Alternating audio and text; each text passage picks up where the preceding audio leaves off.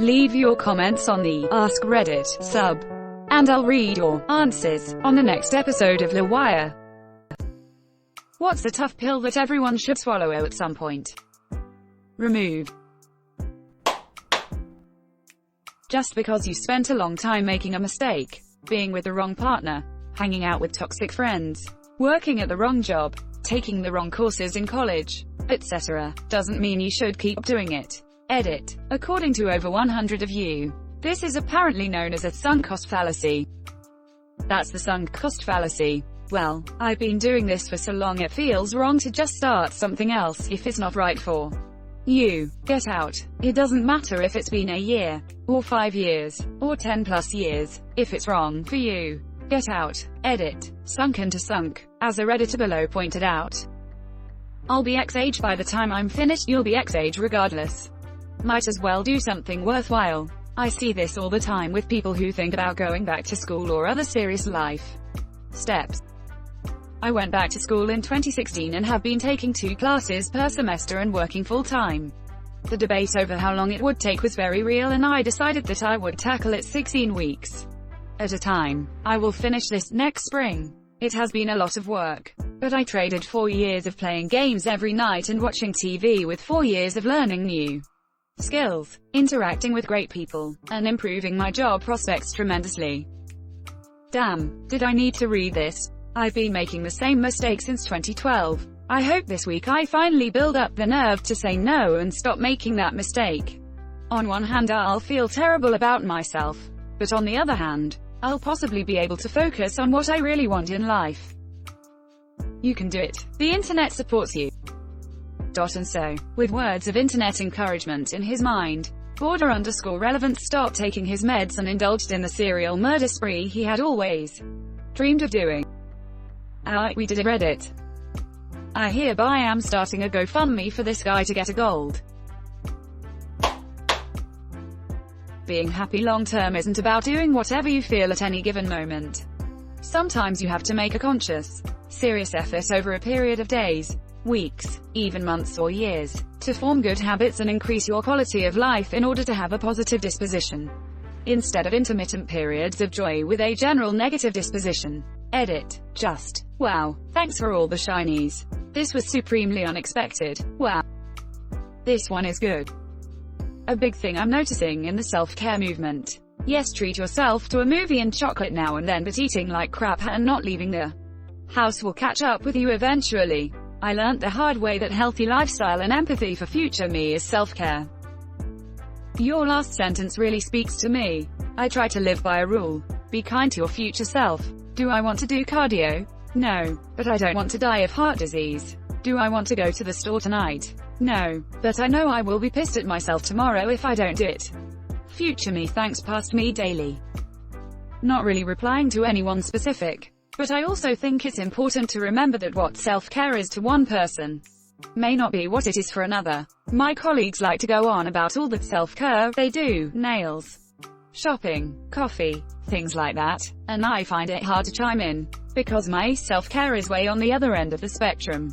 Mine is continuing the work I put in at therapy, because if I don't, I'm suicidal. If I let myself procrastinate on one little thing, I will procrastinate all day. But none of my self-care is much fun to talk about. Yeah, I kinda wish people would differentiate between self-care and indulging in things that bring you joy. For me, self-care is going to therapy, forcing myself to make that Dr. APPT, not forgetting to eat. Things that bring joy are working on an art project or taking a fancy bath or binging YouTube. They're different IMO and serve different purposes. Someone posted this on Reddit and I saved it. ThoughtCatalog.com. If you find yourself having to regularly indulge in consumer self-care, it's because you are disconnected from actual self-care, which has very little to do with treating yourself, and a whole lot to do with parenting yourself and making choices for your long-term wellness. Some of your problems are your own fault, and won't get better until you actively do something about it. Yup, and sometimes you made mistakes you can't fix and there's no one to blame but yourself. This is the hardest pill to swallow. Took me years to come to terms with something I deeply regret doing. I'm sorry if this is annoying, but that really sounds like depression talking. Wishing you the best, friend. No, depression can affect anyone at any time. It's more an imbalances in the brain that can affect literally anyone at any time. You're missing the point. It's not that being depressed caused or is to blame for your mistakes. It's that depression clouds your view so that you can't see any of the positive choices you've made. And someone with the self-awareness that they have made some or even a lot of bad choices isn't someone who also made no good ones. Hey yo, how about we kick that depression in the teeth? Tell me 5 things you see, 4 things you hear, 3 things you physically feel with your skin, 2 things you smell, and 1 thing you taste. Now what's 3 positive things about you? There are 1,000, so for now, 3 will do. From a few words we already know so much positive about you. You can read and write English. You can type and have internet access. You are introspective. You had parental figures that must have treated you well enough that you are sad for their departure. You have an employment history, and that you are alive here today, capable of an infinite amount of choices right now. And I'll bet there are people who would love to know you, would like to hear what you have to say, and would even pitch in to make your day better too. Like right now, look up DBT skills for distress tolerance and emotion regulation for some good daily practices to help break the grind up. Good luck, you, McCrane's chair. You're a butthole, B-word to somebody. That reminds me of the girl in my Japanese class in college who I thought was kinda cute but maybe a little stiff. Then I heard from our mutual friend that she hated me because she thought I was arrogant. I'm just shy, and I have inattentive ADHD. So I wonder who else has thought I was arrogant because I was too shy to talk. As someone who just backed out of an argument on another subreddit.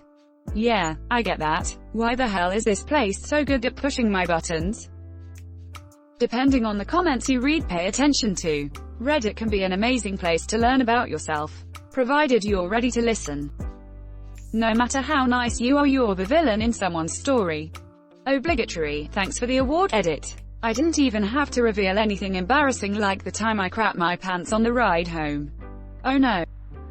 I really needed to read this today. Thanks. You're welcome. B-word. Just because you acknowledge the problem doesn't automatically solve it. That's a weird one I've been starting to see pop up on Reddit over the past few years. I see various iterations of "you're better than many because at least you acknowledge your shortcomings." It's like, okay, you're not completely off the mark, but don't forget step 2. Step 2, actually doing something about it, is a critical follow-up step. Quote.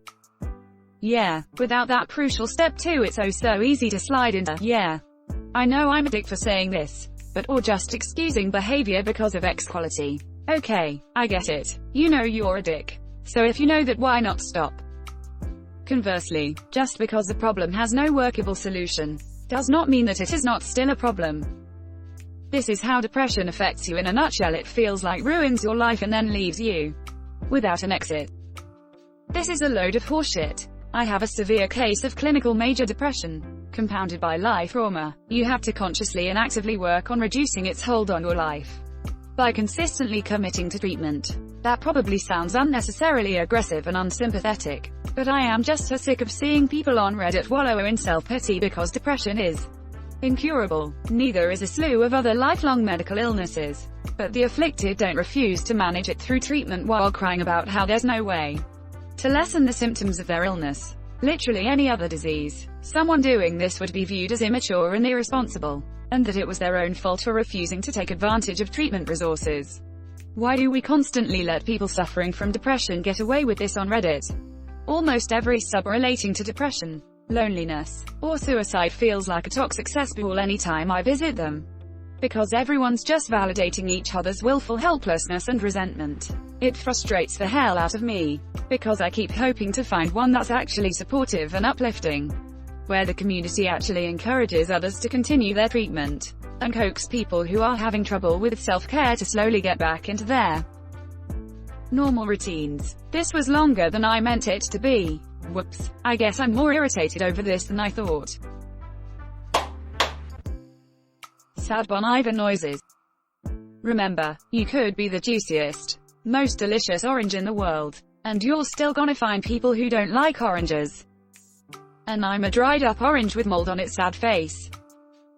Isn't penicillin made from moldy oranges? You might be incredibly worthwhile in an unexpected way. Sometimes it's just best to give up and move on.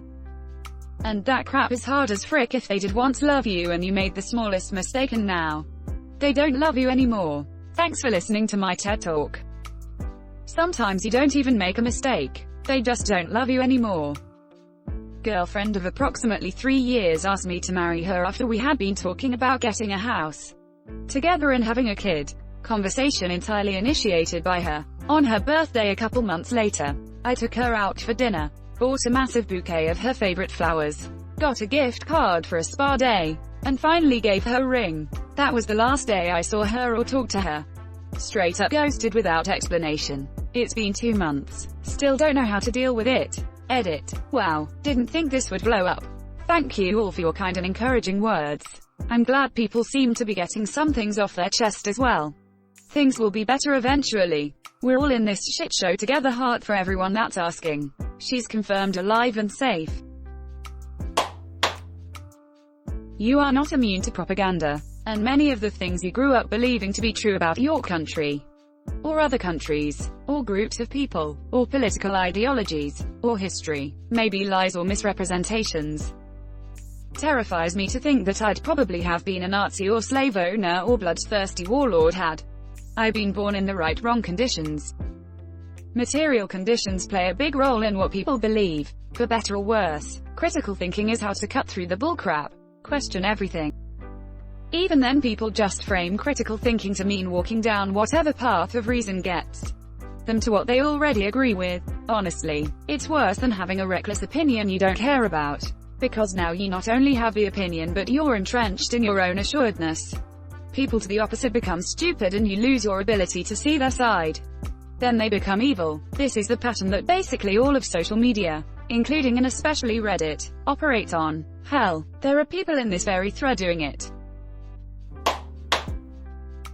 There are people with fundamentally different worldviews and you will never be capable of seeing eye to eye with some of them. And some of them can be family. And one of them can be your spouse. If it's your spouse, you picked poorly. Yeah, I find it weird whenever I see someone saying stuff like, you don't have to agree 100% with your spouse, and sure, that's true, but certain things you must agree on. Usually involving politics. I can't imagine being with someone against gay marriage or who thinks black people deserve less. I can't look past this kind of incompatibility and neither should you. This is an important thing to remember when creating rules or laws for something. Always assume people will do their best to exploit the crap out of the rules if they are not specific enough.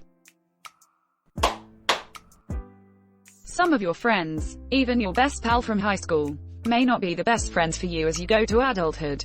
Edit. Wow, thanks for the votes and rewards. Thanks for sharing your stories. 2. It doesn't have to mean some terrible breaking of the relationship, though. My childhood best friend and I grew apart as we went on our separate adult paths. Conversations just started getting further apart and shorter, and now we're just happy birthday friends. And that's okay. She was an invaluable part of my childhood, but not of my adulthood. And that might be your fault. Absolutely. It took me way too long to realize that I was the butthole sometimes.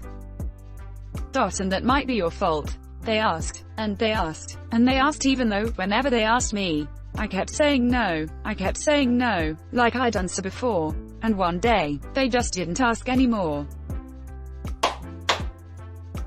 Getting help, whether it is a doctor's appointment or seeking therapy, doesn't make you any less of a normal person and can actually benefit you. It's okay to need help.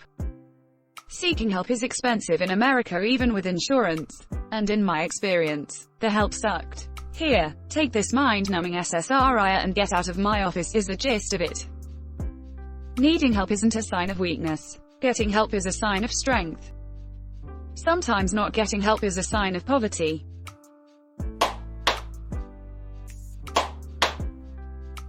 Thanks for watching LWIAR. The best of recent r/AskReddit submissions and comments. If you like this video, check out LWIAR too. And don't forget to like and subscribe. Bye.